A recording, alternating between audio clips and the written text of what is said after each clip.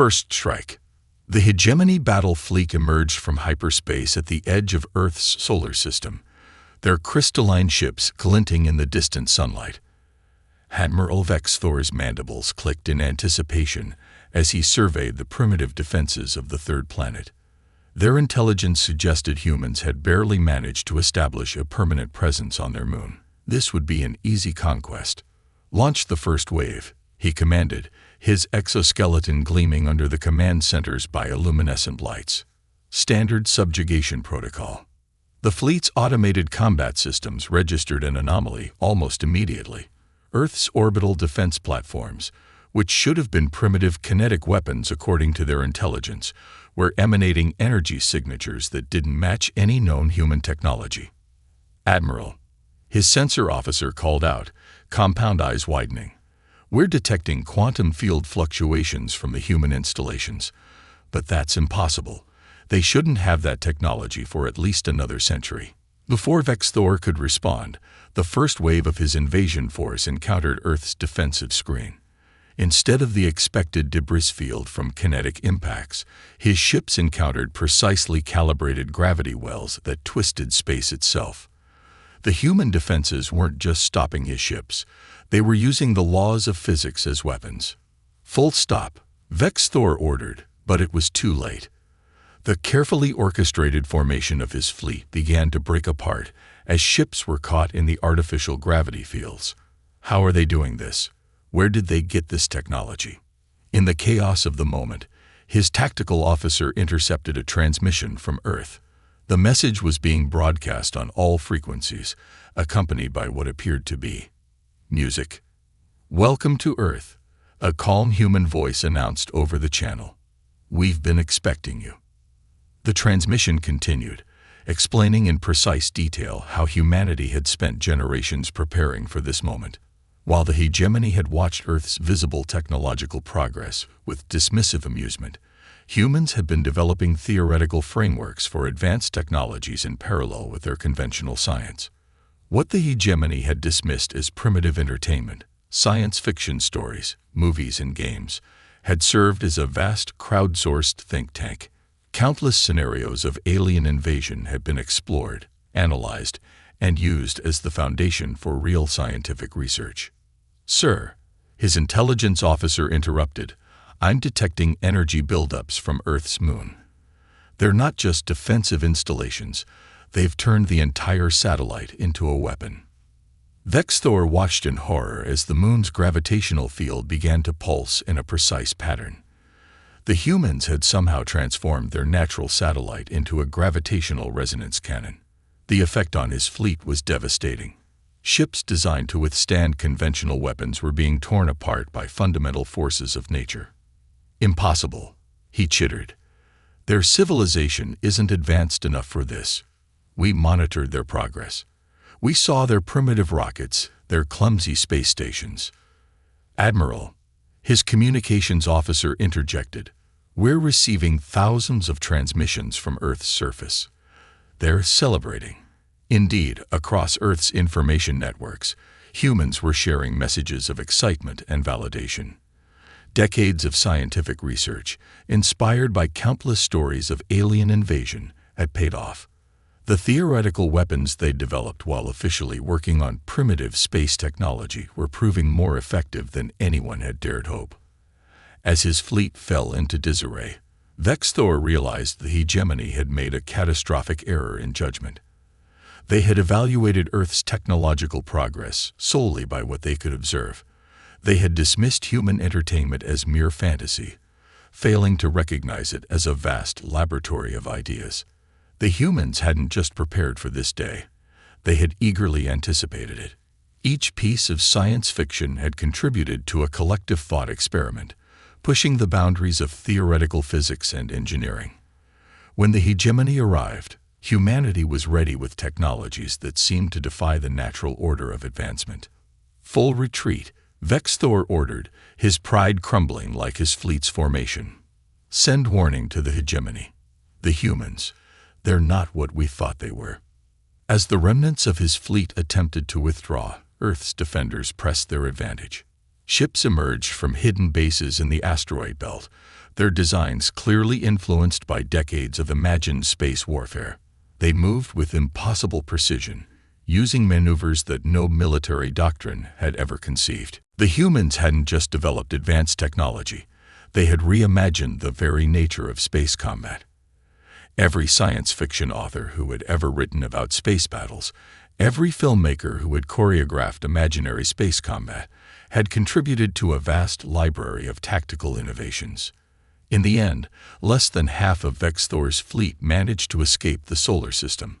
As they fled into hyperspace, he knew that everything the Hegemony thought they knew about technological progression and species development would need to be reevaluated. On Earth, celebrations continued as humanity realized that generations of dreaming, theorizing, and preparing had paid off. Their first contact with alien life had come in the form of an invasion, exactly as so many had predicted. And thanks to those same predictions, they had been ready. The Hegemony would return, of course. But next time, they would face a humanity that had shed all pretense of being primitive, the species that had turned imagination into technology, fiction into reality, was ready to take its place among the stars, and they couldn't wait to show the galaxy what else they had been preparing for. Counter-protocol. The Hegemony's central command was in chaos. Reports of Earth's unexpected defense had triggered emergency sessions across all 7 ruling species councils. High Commander Zixnal, supreme military authority of the Hegemony, faced the harsh reality that their most basic assumptions about technological progression had been shattered. "Show me the analysis again," she demanded, her crystalline form refracting light in patterns that betrayed her agitation. The holographic display activated, showing footage from the failed invasion attempt. Earth's defensive systems had not just repelled the attack, they had done so using technologies that seemed to violate the established laws of civilization advancement. The humans had somehow developed quantum manipulation techniques without first mastering basic interplanetary travel. They had weaponized gravity without establishing colonies beyond their moon. "We've decoded more of their historical records," her chief researcher reported. "The humans have been conducting theoretical research into advanced physics concepts for over a century. They call it speculative science. While building chemical rockets, they were simultaneously developing theories about quantum entanglement and gravity manipulation." The display shifted to show thousands of human entertainment products, movies, books, games, all depicting scenarios of alien contact. What the Hegemony had dismissed as primitive storytelling had served as a vast theoretical framework for actual scientific advancement. "They're launching," a sensor operator announced suddenly. The emergency session fell silent as new data streamed in. Earth's forces weren't waiting for the Hegemony's next move.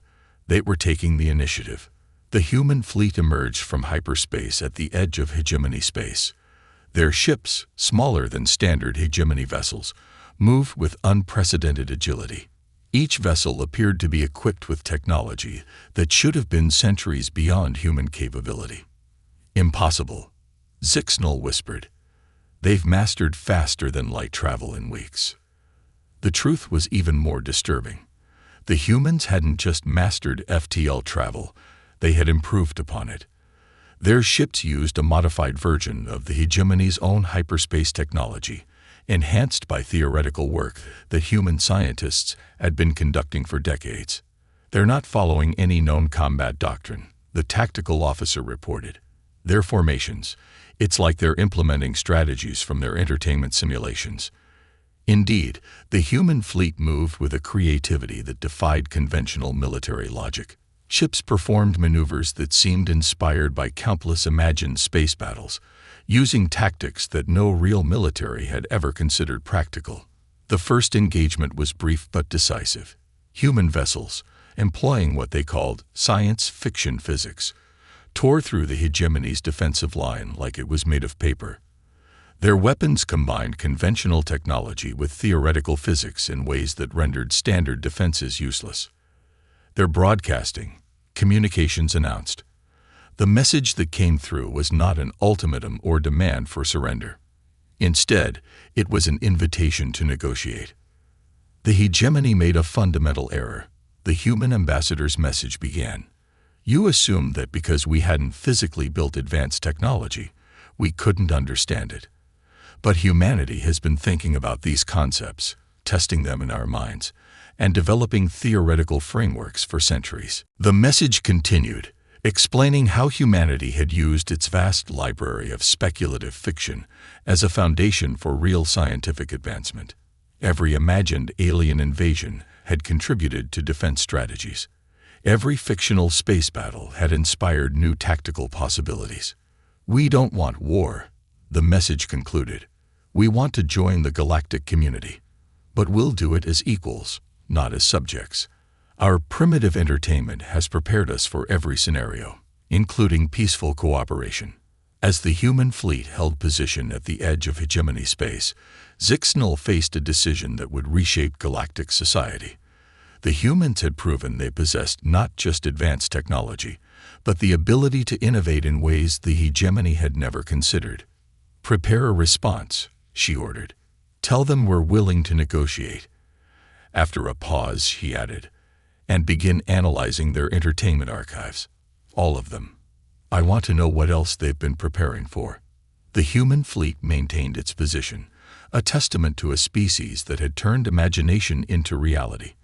They had not just survived first contact, they had rewritten the rules of technological advancement. And now, they stood ready to change the galaxy in ways that even their most imaginative stories hadn't predicted. The age of human innovation was about to begin, and the hegemony would never be the same. The human factor. The hegemony's war college had never seen anything like it. Admiral Cthulhu watched the holographic replay for the 100th time, trying to understand the humans' battle tactics. Their ships ignored centuries of established combat doctrine, using maneuvers that seemed to defy both logic and physics. They're using their ship's debris as weapons, she noted, watching a damaged human vessel deliberately break apart to create a cloud of hypervelocity projectiles. They're turning their own casualties into advantages. The latest battle had demonstrated humanity's most puzzling trait, their ability to improvise. When standard tactics failed, they simply invented new ones. The hegemony's military algorithms, refined over millennia, couldn't predict what humans would do next, because humans themselves often didn't know until the moment arrived. New intelligence from Earth's archives, her aide announced. They'd been practicing these scenarios for centuries in something called video games. Millions of humans have spent billions of hours simulating space combat, testing strategies that no real military would ever consider. The hologram shifted to show footage from the most recent engagement. A human fleet had just executed what they called a crazy Ivan, deliberately overloading their engines to create a localized space-time distortion. The maneuver had scattered a hegemony battle group across 3 parsecs. They're not fighting according to any rational strategy, Cthulhu realized. They're fighting like they're in their own stories. The implications were staggering. While the hegemony had developed its military doctrine through careful analysis and actual combat experience, humanity had been conducting endless simulations through their entertainment. They had explored impossible scenarios, tested absurd theories, and somehow turned these fantasies into viable tactics. Contact. The war room's sensors lit up as human ships emerged from hyperspace, but something was different this time. The vessels were moving in patterns that even their recent encounters hadn't prepared them for. They're using some kind of quantum entanglement drive, the sensor officer reported. The ships are. They're existing in multiple states simultaneously. Cthulhu watched in amazement as the human fleet seemed to split into quantum superpositions, each ship existing in several places at once until observed. It was a practical application of quantum mechanics that the hegemony had theorized but never successfully implemented.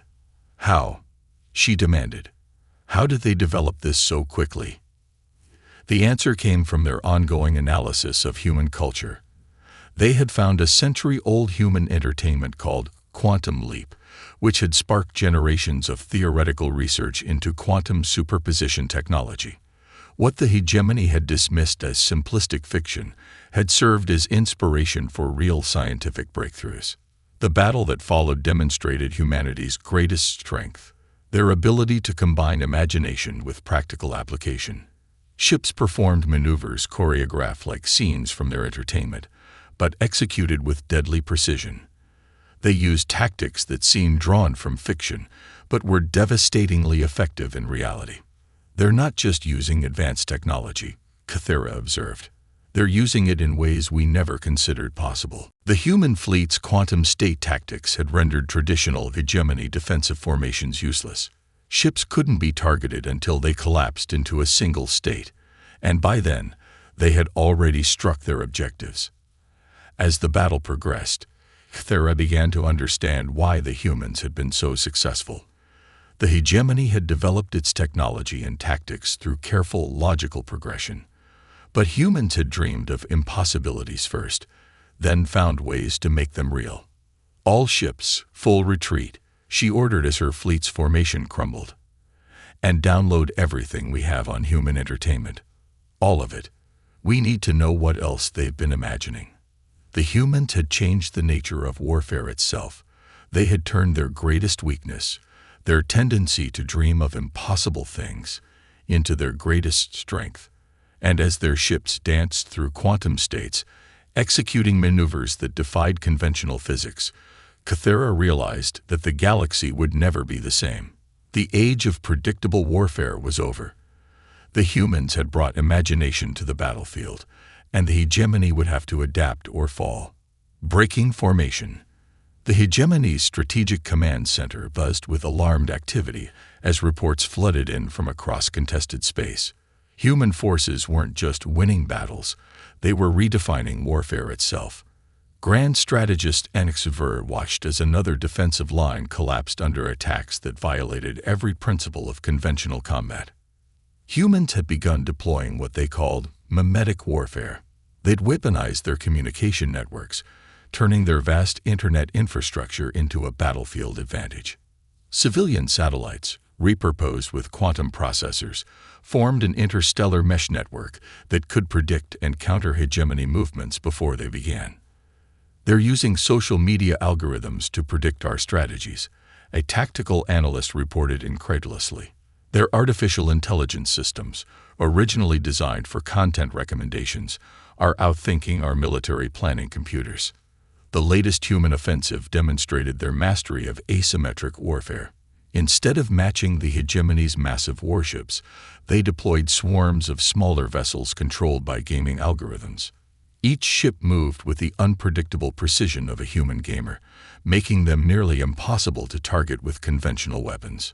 New attack pattern detected, announced the sensor chief. The human fleet had begun employing what they called speedrun tactics, treating space combat like one of their video game challenges. Ships executed precise, seemingly impossible maneuvers, exploiting physics in ways that the hegemony's tactical computers couldn't process.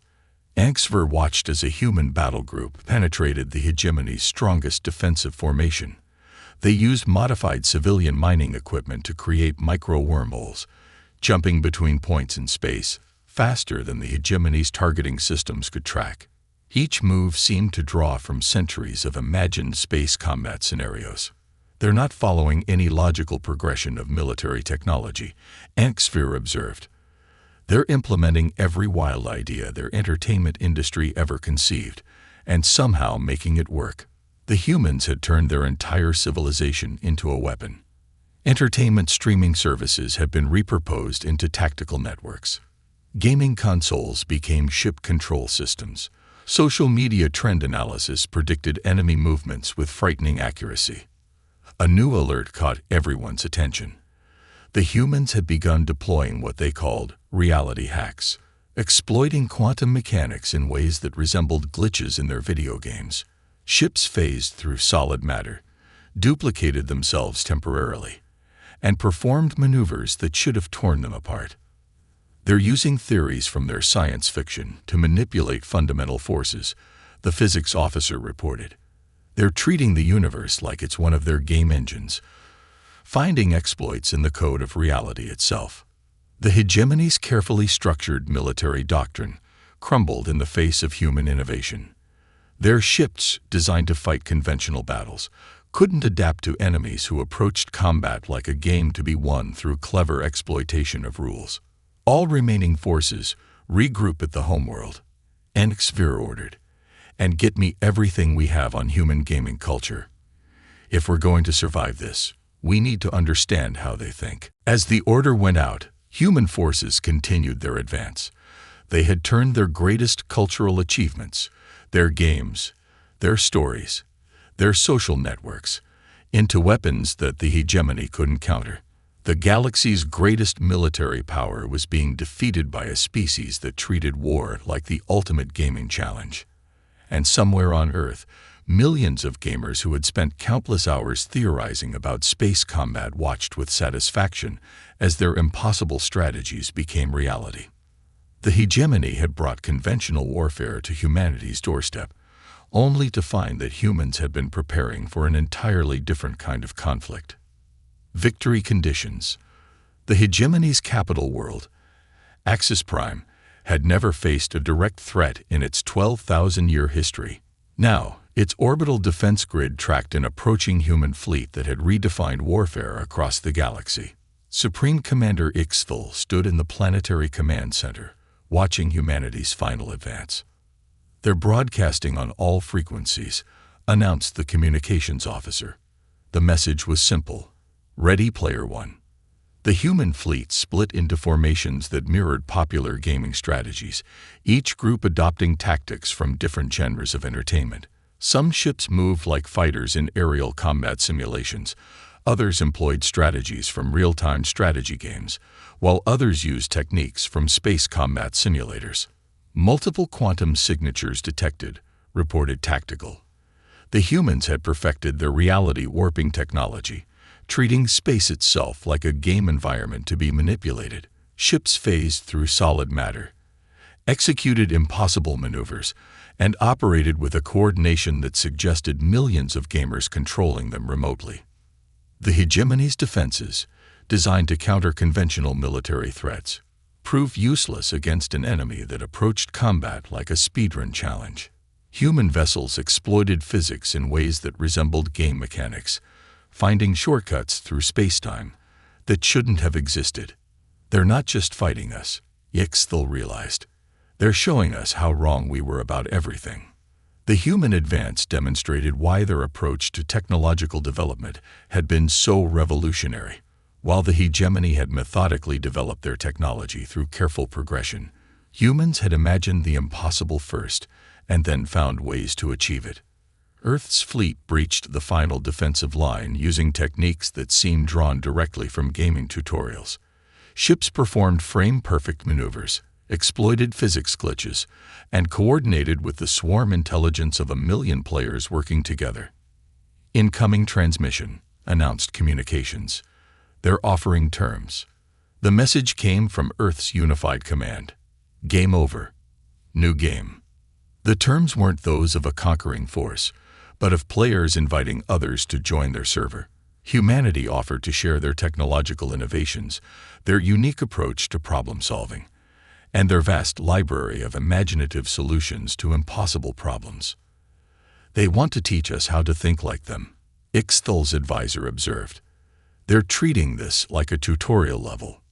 The Hegemony Council, faced with irrefutable proof of humanity's superiority, accepted the terms. The war ended not with subjugation, but with an invitation to join humanity in reimagining what was possible. In the years that followed, human entertainment became the galaxy's most valuable resource. Species that had once dismissed Earth stories as primitive fantasies now studied them as blueprints for innovation. Gaming communities became think tanks for solving seemingly impossible problems.